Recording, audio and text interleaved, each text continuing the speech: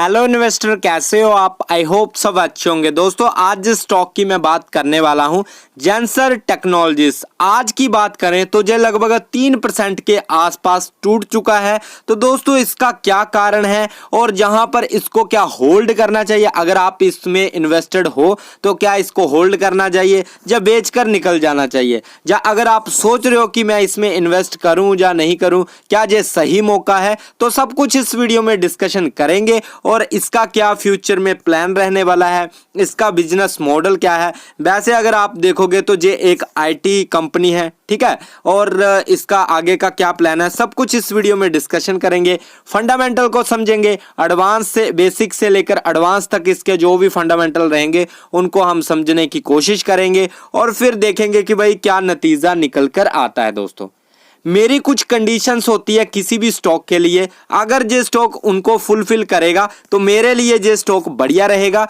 और अगर उनको ये फुलफिल नहीं करेगा तो मेरे लिए ये स्टॉक बेकार हो जाएगा, चाहे कितनी भी अच्छा इसका बिजनेस मॉडल हो, चाहे कितना भी इसका जो है हाई प्रोफाइल सब कुछ हो, ठीक है ना। तो ध्यान में रखना। देखो पहली कंडीशन जो मेरी कहती है, स्टॉक का प्राइस है जो बढ़ते क्रम में होना चाहिए ऑल टाइम में। क्या ऑल टाइम में आपको बढ़ते क्रम में नजर आ रहा है? आप बोलोगे यस, ये तो भाई बढ़ते क्रम में नजर आ रहा है, ठीक है, पर अभी के टाइम पर क्या इसको खरीदना ठीक रहेगा? क्योंकि ये तो ऊपर चला गया है, बहुत ज्यादा ऊपर चला गया है, अब नीचे कब आएगा? अगर हम 5 सालों की बात करें तो भी ये ऊपर ही जा रहा है, 5 सालों से ऊपर चल रहा है। 1 साल की बात करें तो 1 साल में भी ये बढ़ते क्रम में ही है, ठीक है। एक मंथ की बात करें तो मंथ में भी ये काफी अच्छा ऊपर गया है, ठीक है। और अगर एक वीक की बात करें तो जहां से थोड़ी सी गिरावट नजर आ रही है अब दोस्तों, ठीक है। और अगर वन डे की बात करें तो वन डे में तो आपको पता ही है कि किस तरह की परफॉर्मेंस दे रहा है दोस्तों। तो ओवरऑल में ये बढ़ते क्रम में है तो ये हमारे लिए बेस्ट है दोस्तों, ठीक है। तो फर्स्ट कंडीशन तो ये स्टॉक को फुलफिल कर रहा है। नेक्स्ट देख लेते हैं भाई।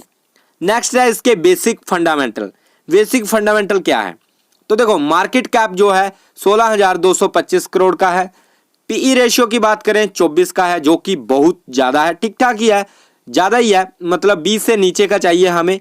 हमारी जो कंडीशन कहती है 20 से नीचे का होना चाहिए। ये 24 का मिल रहा है तो क्या पता ये कंपनी बढ़िया हो इसलिए ये इतना महंगा मिल रहा है, तो ये देखेंगे। तो ये इतना ज़रूरी भी नहीं होता है कि हमें 20 का ही चाहिए। अगर 24 का है, 22 का है, 30 का है, तो कई बार क्या होता है ये कंपनी अगर बढ़िया है, कंपनी का बिजनेस अच्छा है, ठीक है ना, तो आपको पीई रेशियो कम नहीं देखने को मिलेगा। ये भी एक सत्य है दोस्तों, ठीक है, ध्यान में रखना।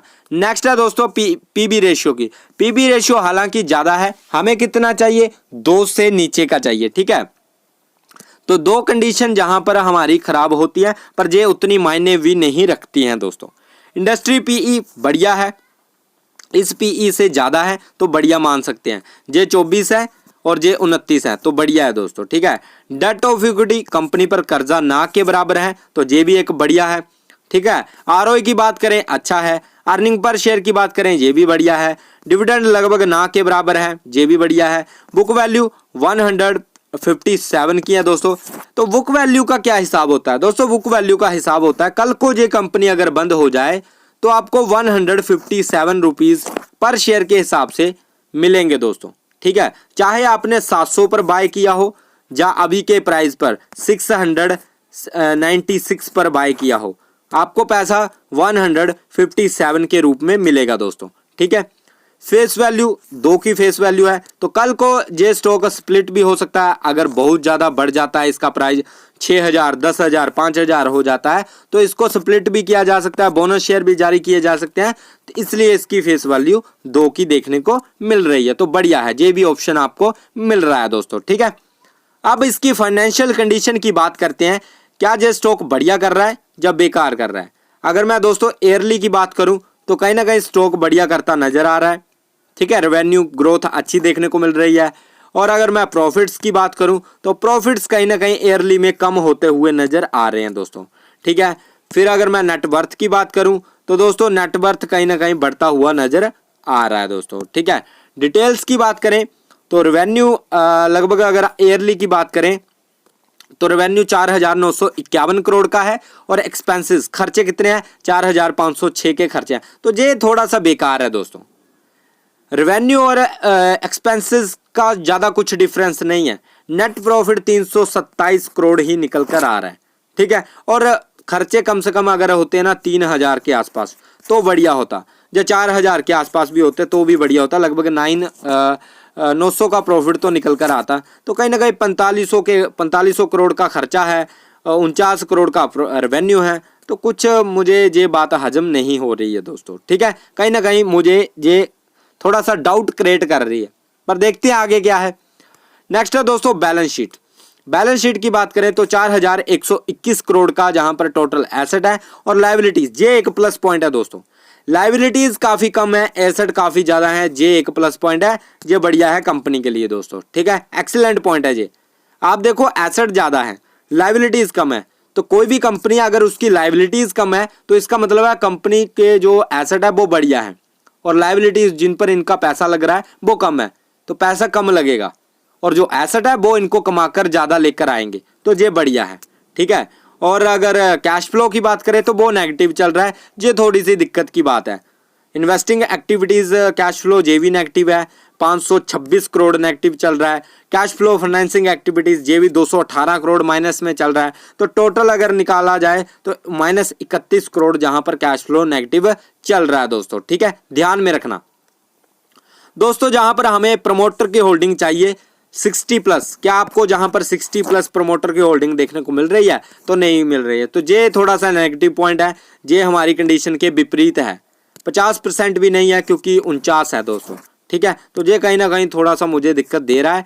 बाकी अगर बात करें दोस्तों जहां पर इससे एडवांस नॉलेज ली जाए कि एडवांस में क्या है, कंपनी काम क्या करती है, कंपनी का बिजनेस क्या है दोस्तों, तो जेंसार टेक्नोलॉजीज एक अग्रणी डिजिटल समाधान और प्रौद्योगिकी सेवा कंपनी है, जब मुंबई स्थित आरपीजी समूह का एक हिस्सा है, और मुख्यालय इसका पुणे में है, भारत में है। यह 2 खंडों में काम करता है। एप्लीकेशन प्रबंधन, एप्लीकेशन बनाता है, आईटी संबंधी काम करता है दोस्तों। सेवा बुनियादी ढांचा प्रबंधन सेवा, हाईटेक और विनिर्माण उपभोक्ता बैंकिंग में भी ये अपनी सेवा प्रदान करता है, ठीक है। बैंकिंग में भी जो आईटी होता है, जैसे मान लो आप कोई भी अगर तकनीकी जो होता है उसमें जो है काम करता है, इसके इंजीनियरिंग वगैरह सॉफ्टवेयर वगैरह सब कुछ इसमें इसका हाथ रहता है दोस्तों, ठीक है। वित्तीय सेवाओं और बीमा जैसे उद्योग क्षेत्रों में पर केंद्रित है। उनके कार्यालय भारत, अमेरिका, ब्रिटेन और यूरोप और अफ्रीका में स्थित है दोस्तों, ठीक है ना। तो बिजनेस तो कहीं ना कहीं बढ़िया लग रहा है। अगर बात करें दोस्तों जैसे देख सकते हो आप जेंसन data entry operator, projector train, ठीक है, train engineer, junior software engineer, तो इस तरह के फील्ड में ये काम करती है दोस्तों, ठीक है। और इसका रेवेन्यू जो कहाँ से आता है, hi tech, manufacturing, consumer service, insurance, banking, emerging, ठीक है ना, इस तरह से इसका जो है रेवेन्यू आता है दोस्तों, ठीक है। इसकी दोस्तों इंटरेस्टिंग वैल्यू की बात करेंगे, जे स्टॉक ओवर वैल्यूड है या अंडर वैल्यूड है, तो दोस्तों जे स्टॉक ओवर वैल्यूड चल रहा है।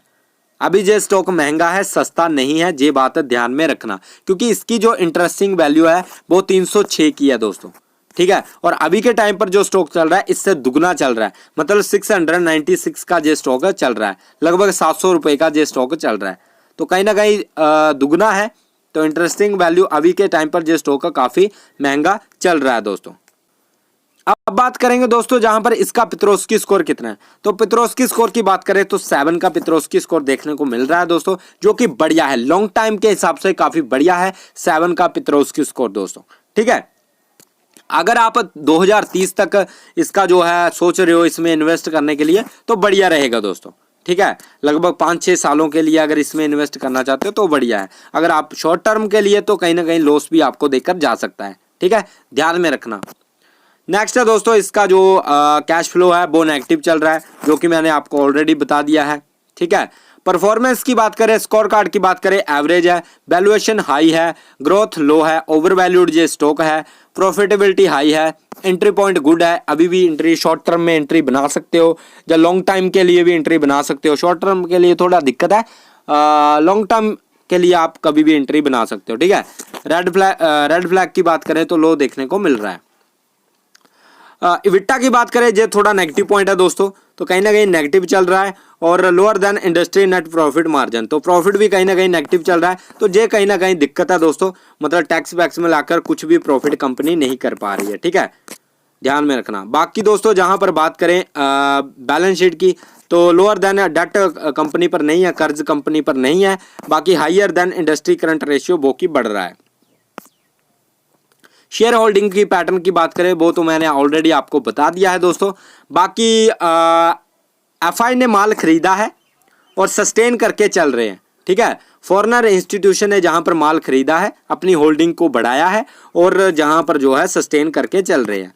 और अगर डीआई की बात करें तो इन्होंने भी जहां पर माल को बढ़ाया है और थोड़ा सा कम किया है और सस्टेन करके चल रहे हैं। म्यूचुअल फंड की बात करें तो ये भी कभी खरीद रहे हैं कभी बेच रहे हैं, तो लगभग सस्टेन करके चल रहे हैं। जो माल अगर कोई बेच रहा है वो रिटेल बेच रहा है दोस्तों। अगर जहां पर बात करें तो रिटेल ने काफ़ी ज़्यादा जो है होल्डिंग को कम किया है, लगभग 28% की होल्डिंग से लेकर 16% की होल्डिंग लेकर आ चुके हैं रिटेल दोस्तों।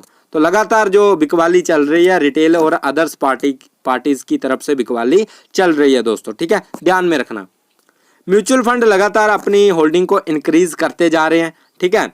और जहां पर अगर डिविडेंड की बात करें तो 2 रुपये 3 रुपये के आसपास जो है कंपनी ने डिविडेंड दिया है पास्ट में दोस्तों, ठीक है, ध्यान में रखना। अब दोस्तों जहां पर इस स्टॉक में इन्वेस्ट करना चाहिए या नहीं करना चाहिए, दोस्तों जहां पर कुछ लेवल्स हैं जिनको मैं आपको ध्यान में बता देता हूं कि इम्पोर्टेंट लेवल क्या है, ठीक है। तो अगर दोस्तों डे चार्ट में बात करें तो अभी के टाइम पर इसने काफ़ी ज़्यादा इसमें उछाल देखने को मिला है दोस्तों, ठीक है। तो जहां तक अगर ये स्टॉक आता है फिर से, ठीक है, 600 के आसपास, तो एक फ्रेश बाइंग आप कर सकते हो, ठीक है। और अगर लॉन्ग टाइम के हिसाब से देख रहे हो तो अगर 650 के आसपास भी आता है, 650 के आसपास भी आता है, तो जहां से दोस्तों आप बाइंग पोजीशन बना सकते हो, ठीक है, ध्यान में रखना। बाकी जहां पर अगर शॉर्ट टर्म के लिए तो अभी थोड़ा रुक सकते हो, ठीक है, क्योंकि आपको लॉस दे सकता है दोस्तों, ठीक है। बाकी स्टॉक की बात करें तो 50-50 वाला रेशियो है, अगर 600 के आसपास आता है तो एक फ्रेश बाइंग बनेगी। बाकी अभी के टाइम पर काफ़ी ज़्यादा महंगा जे स्टॉक चल रहा है, ओवर वैल्यूड जे स्टॉक चल रहा है दोस्तों, ठीक है, ध्यान में रखना। बाकी फंडामेंटल थोड़े बहुत अच्छे हैं, ऐसा नहीं है मैं बोलूँगा बहुत ही अच्छे हैं, हाँ काम चलाने लायक हैं, पर आप बोलोगे बहुत ही अच्छे हैं वो नहीं है, ठीक है, ध्यान में रखना। बाकी दोस्तों अगर वीडियो अच्छा लगा है लाइक करना, चैनल को सब्सक्राइब कर लेना। मिलते हैं नेक्स्ट